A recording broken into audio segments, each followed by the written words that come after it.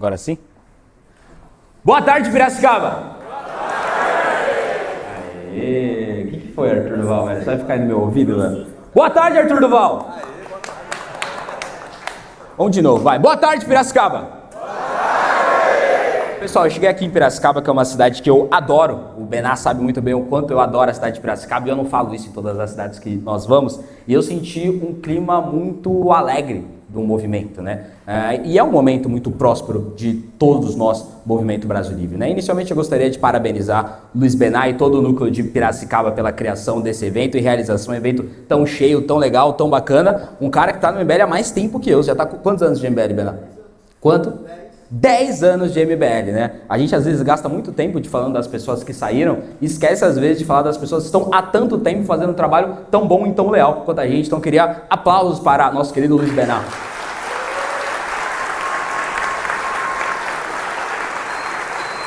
Parabéns. Parabéns. Ao qual eu parabenizo todo o núcleo de Piracicaba. Gente, eu quero que vocês tenham a noção de uma coisa. Esse é o ano da colheita do MBL. E nós não vamos deixar petista nenhum atrapalhar o nosso avanço.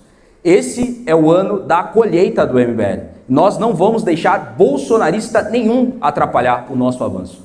Esse é o ano da colheita do MBL. Nós não vamos deixar nenhum ex-MBL traidor atrapalhar o nosso avanço. Começando pelo partido que ocupa a presidência da República, Luiz Inácio Lula da Silva.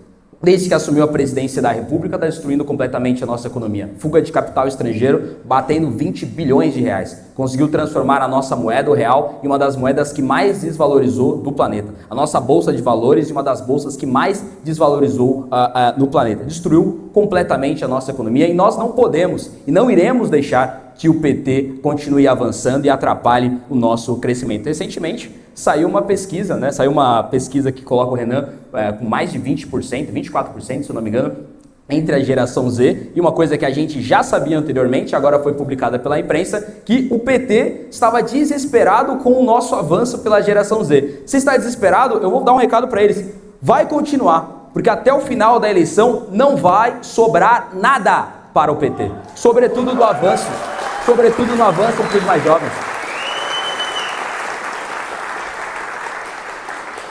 E aí tem outro cara, né? Vim aqui em Piracicaba para falar mal do PT, é fácil, quase não tem petista na cidade. Esses dias recentemente fui parado aqui, o cara faz change my mind, eu falei, fazer change my mind, nem tem petista na cidade, não tem como. A graça quer falar mal do Flávio Bolsonaro, e esse cidadão, hein? Que fase decadente que ele tá, né? Eu falei, quando lançaram o nome dele, que ele era o melhor nome para todas as outras pessoas, Flávio Bolsonaro, e o pior nome para o bolsonarismo. E ele já está exercendo. Agora, Bená, votou junto com a esquerda, com o PT, o PL da misoginia. Um senador que se diz de direita, que se diz conservador, aprovando uma lei feminista. Aí a justificativa dele é que, se eu não votasse a favor, o PSOL ia reclamar. Eu quero votar no candidato à presidência da República mais criticado pelo PSOL. Eu quero fazer exatamente isso. Eu quero votar no candidato mais odiado pela Erika Hilton, mais odiado pelo Boulos, mais odiado pelo PSOL. E olha só, o cara tá fazendo, um senador da República, tomando as decisões da sua votação com base no tanto de crítica que ele vai receber da Erika Hilton. Aí a gente vai pegar esse cara, que tá com medo de ser criticado pelo Boulos, e vai botar para negociar com o Vladimir Putin. O cara tá com medo da Erika Hilton, e a gente vai colocar ele para fazer negociação entre Brasil e China com Xi Jinping. É inacreditável, sendo bem sincero aqui para vocês, tá? Dos 3 primeiros colocados da eleição, Lula, Bolsonaro e Renan, os 2 primeiros deveriam estar presos.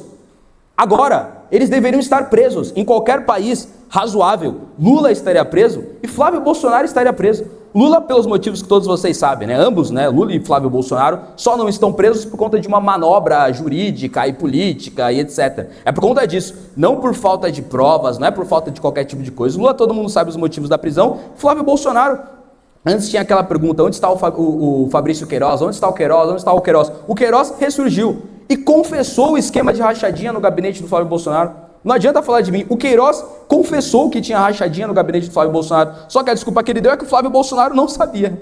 Ou seja, tem funcionários do Flávio Bolsonaro, ou tinha, né, na Assembleia Legislativa do Rio de Janeiro, que sacavam o seu salário e davam para o chefe de gabinete. O chefe de gabinete confirma, mas disse que o parlamentar do gabinete não sabia. E o pior, ele disse que esse dinheiro Não era para enriquecimento nem do Queiroz, nem do Flávio Bolsonaro. Não era. Mas que era para, nas campanhas do Flávio Bolsonaro, ter mais recursos. Ou seja, o Flávio Bolsonaro não sabia do esquema de rachadinha. Aí ele chegava lá na campanha dele, né, e tinha um monte de santinho, um monte de material comprado com o dinheiro da rachadinha. E ele sequer suspeitava de onde surgiu esse dinheiro. Ou seja, em qualquer país sério, se um chefe de gabinete confessa um esquema de rachadinha, vai preso o chefe de gabinete e o parlamentar. E a gente vai colocar esse cara para ser presidente da República, um cara que está com medo do PSOL, que deveria estar preso? Tenho certeza que não. Então é outro também, que vou deixar bem claro. E ele já está desesperado também, né? Saiu matéria que ele colocou o Romeu Zema para atrapalhar o Renan Santos. Ou seja, o Zema vai lá, governa Minas Gerais por 8 anos, e a função de um cara que governa por 8 anos um dos maiores estados do Brasil é atrapalhar outro candidato. Mostra o medo que eles estão no crescimento da nossa campanha, e para eles também vai o recado. Até o final da eleição, não vai sobrar nada. Não vai ter nada para vocês. E outra coisa...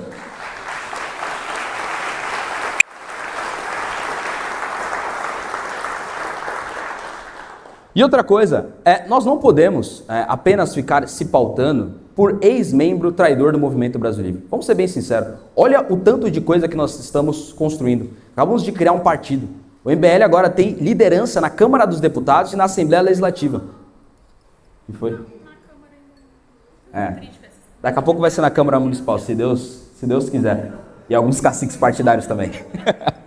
A gente tem liderança na Câmara dos Deputados, liderança na Assembleia Legislativa. Vocês não sabem o poder que um líder tem na Assembleia Legislativa. Na Câmara tem bastante, na Assembleia tem muito. Eu posso simplesmente barrar qualquer projeto que eu basicamente quiser, com uma bancada de apenas um parlamentar, por enquanto, né? Em breve vai ser bastante. Então o MBL está na crista da onda, como tem dito o Renato. E óbvio que nós queremos vereadores do Movimento Brasil Livre espalhados Brasil afora, é óbvio.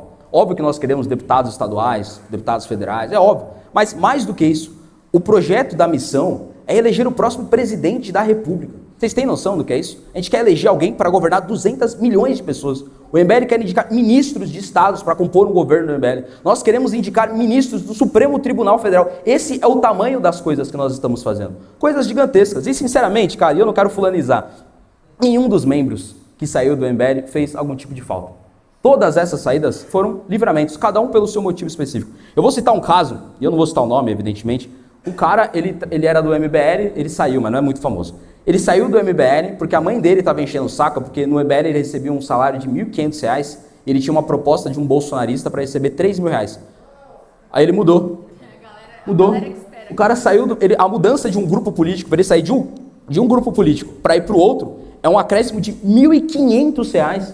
Como é que a gente vai indicar esse cara para o Supremo Tribunal Federal? Como é que a gente vai eleger esse cara para, de repente, decidir emendas parlamentares? Um cara que a mudança do grupo político dele é um aumento salarial de R$ 1.500, ou seja, nenhuma dessas saídas do Movimento Brasil Livre a gente chorou. Sendo bem sincero, acho que foi bom pra gente e é capaz de ter sido bom para eles também, que sigam a sua carreira em projetos políticos que serão derrotados por nós. Então, é mais um recado que eu tenho para eles. Não vai sobrar nada para vocês. Podem ter certeza, não vai sobrar absolutamente nada. Vocês podem até ter ganhos momentâneos, mas no fim do dia, a nossa vitória será próspera. Para encerrar, tem uma frase do Roger Scruton, que eu gosto muito, que está na abertura do Como Ser um Conservador, que ele diz: o projeto deles é divertido, é excitante, se a gente pudesse traduzir para agora, é um projeto que dá bastante like, dá bastante engajamento, mas é falso. O nosso projeto é enfadonho, é maçante, é um pouco mais longevo, mas o nosso projeto é o verdadeiro. E essa é a missão da nossa geração. Muito obrigado, Piracicaba. Vamos que vamos. E não vamos deixar faltar para a instituição. Vamos para cima, vamos para cima.